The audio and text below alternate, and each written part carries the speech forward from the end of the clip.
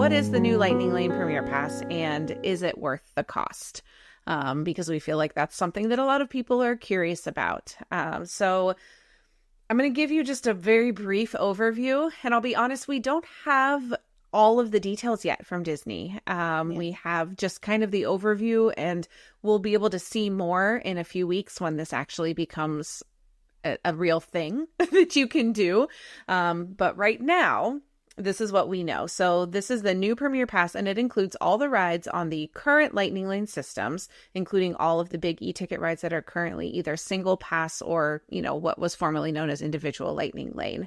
The Premier Pass gives you one entry per ride per day. So no re-rides, just one entry per ride per day. And there is no return time needed. So gone are the days that you have to, if you choose to do the Premier Pass, that you have to go on your app and book your hour return window. With the Premier Pass, you don't have to do that. It is just you can go whenever you choose. And as long as the ride is operating, you can go and scan through the Lightning Lane once per ride. So that's kind of the overall overview as it applies to both Disney World and Disneyland, because it is going to be something that you can do at both of those parks. Now, let's talk about specifics for each park, because the pass overall functions the same, but it has some little differences that I just want to point out for those of you that may be visiting one coast or the other. So Disney World, this pass debuts October 30th, 2024. So literally in like 2 weeks, it premieres. Currently, it is only available to guests at Disney, Deluxe Resorts, and DVC. So it is not available to the general population, general public. Just those eligible people are currently able to do that when it comes to their trip.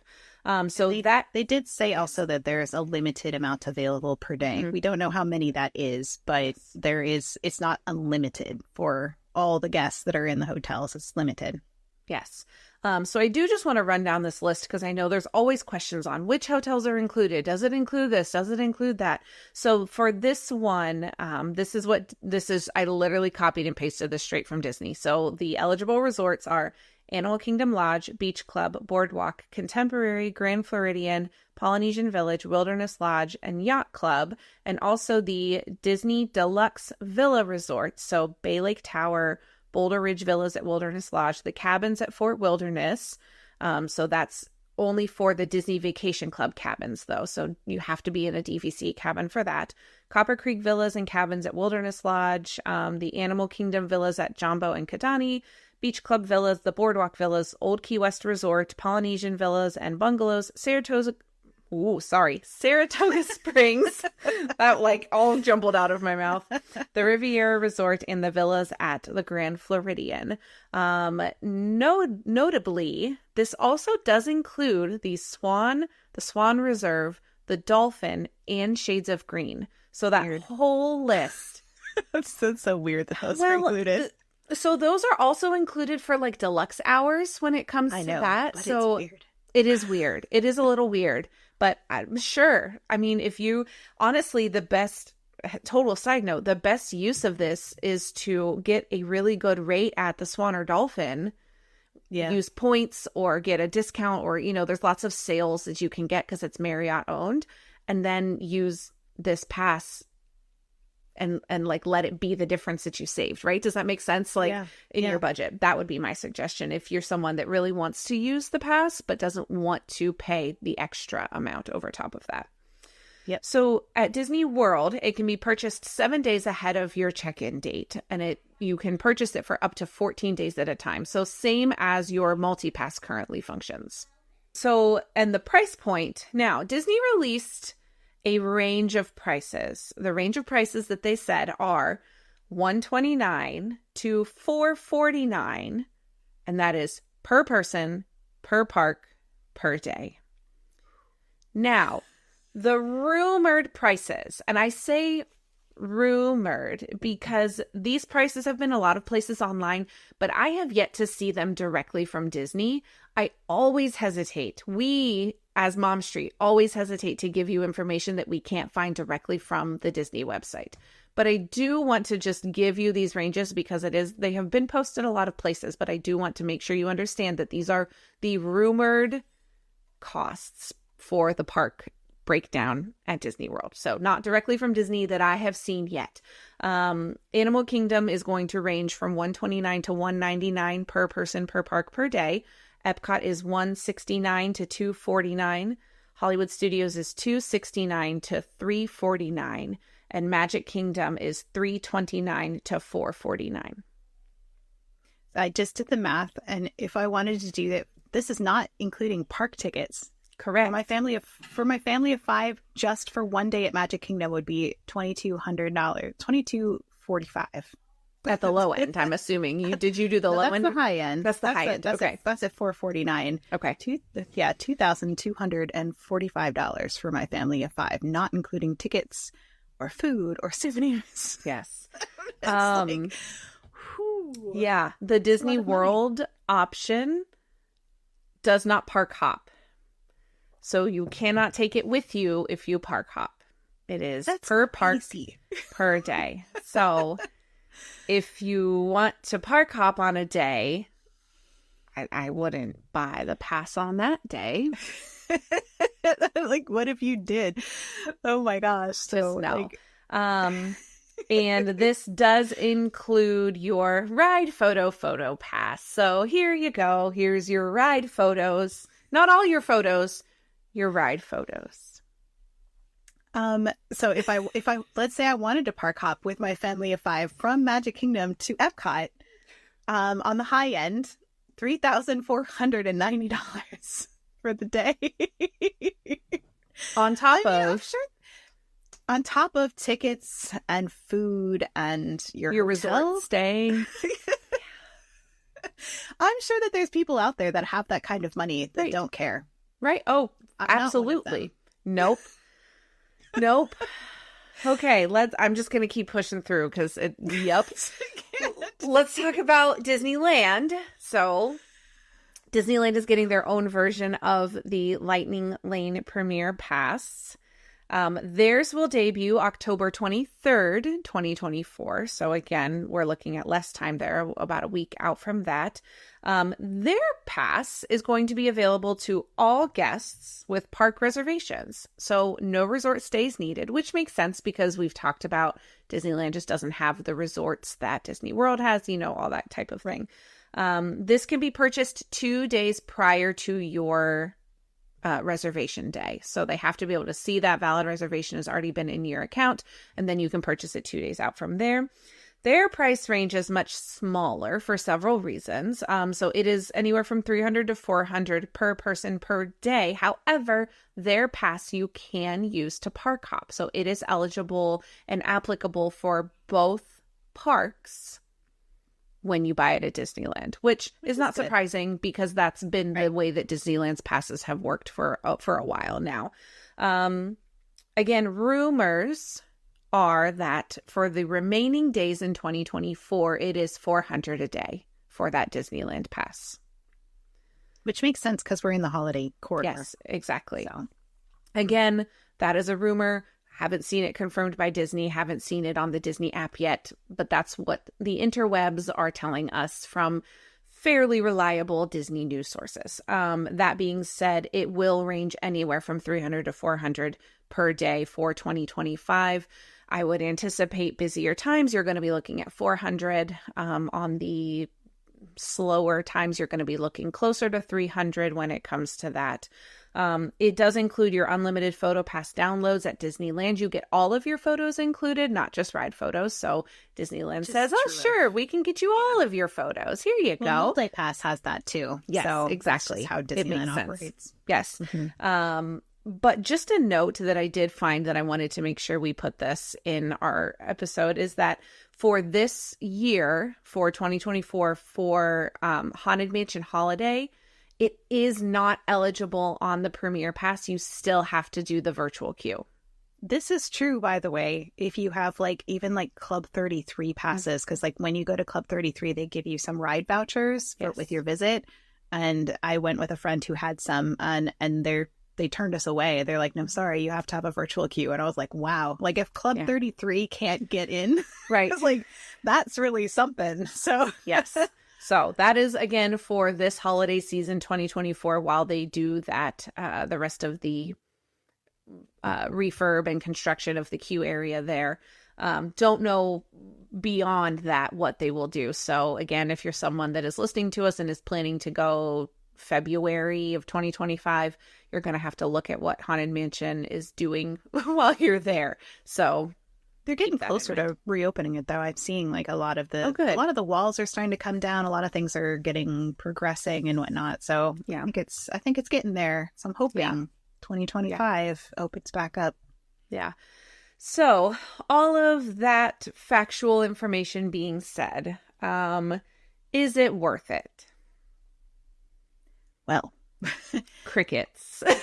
I think our good friend Kirk from Walrus Carp, he kind of did a little bit of a breakdown between the VIP tours and this, and the cost was like somewhat negligible between them. So much so that if you were going to go this route, it would be better to do a VIP tour because there's so many more things included with that, and not the least of which being like your personal tour guide, but also access to a lot of things and benefits and perks and merch and all kinds of things that you don't get outside of that. So if I was somebody who had money to spend on something like this, I would personally go VIP tour before I did this myself.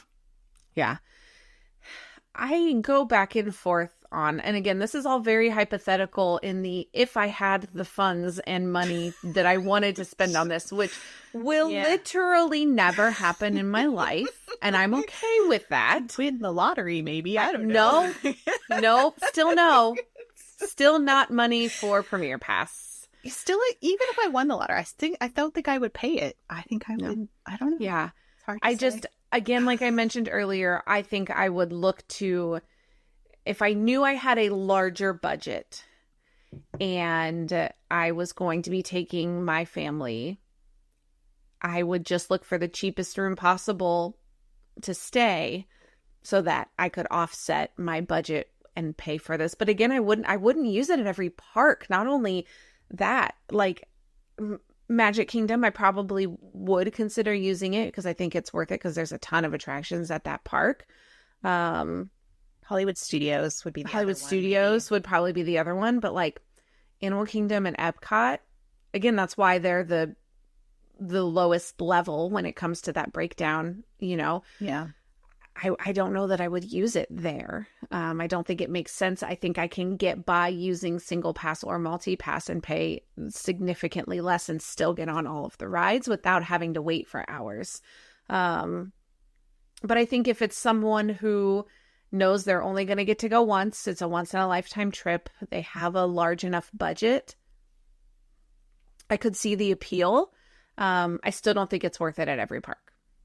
I really think this is for like what the top 1% of people, maybe 5%, maybe 5% of people, 2%, like 2%, 2%. Yeah, I don't know. I don't know who it's. I don't have friends that have this kind of money, but somebody out there, I'm sure does. It's like, I don't know if you're on the side of TikTok, Jackie. That's like the Amalfi Jets side of TikTok. Have you seen any of that? It's like the private jet people that like they take phone calls from clients and talk about that. There's some rumors about whether or not it's scripted, but it's entertaining to watch because it's these people that are just like, oh yeah, that's like $30,000. They're like, oh yeah, no problem. Like it's like no big deal. Okay. And it's like, oh yeah, there's like this whole branch of people out there that literally just don't care about money. Right. It like doesn't matter to them. And I'm like, that's who this is good for.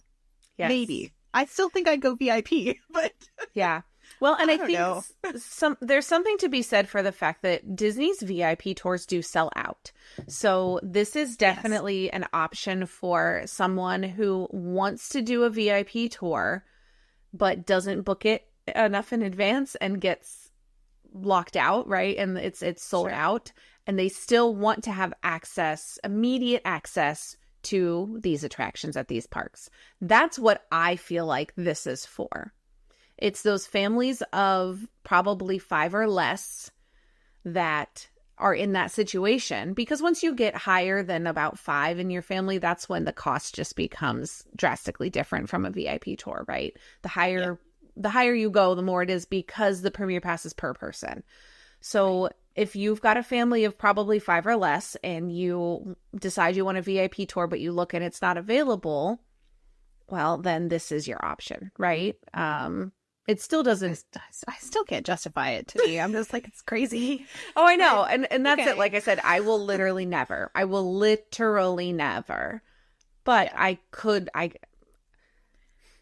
still think it's drastically overpriced. I still think it's drastically overpriced. I still think that they missed the mark on this, and it's just completely out of touch with the majority of their guests. But I understand the small itty bitty percentage that may want it too.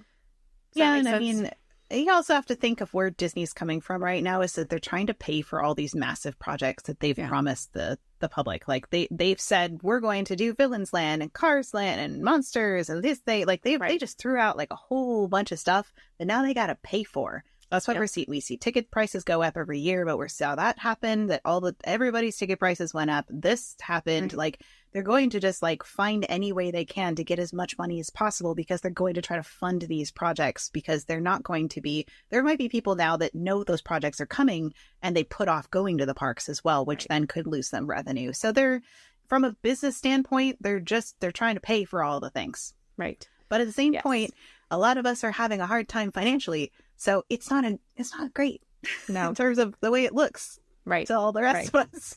Right. Well, and a lot of people have mentioned, when we read things online, as people are responding and commenting and reacting to this announcement about this Premier Pass, is they're saying, well, this is the pass that Universal includes with their top level hotels. And yes, that is true. And yes, their price points are vastly different. Their parks are just vastly different. So it's really hard to compare price point to price point when it comes to the Universal Pass versus this new Premier Pass. But there is something to be said for the fact that Universal includes it in their deluxe resorts because they've had a hard time filling them.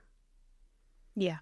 So they almost have to give those extra perks to get the people to come and stay. Disney just doesn't have that problem with their deluxe resorts.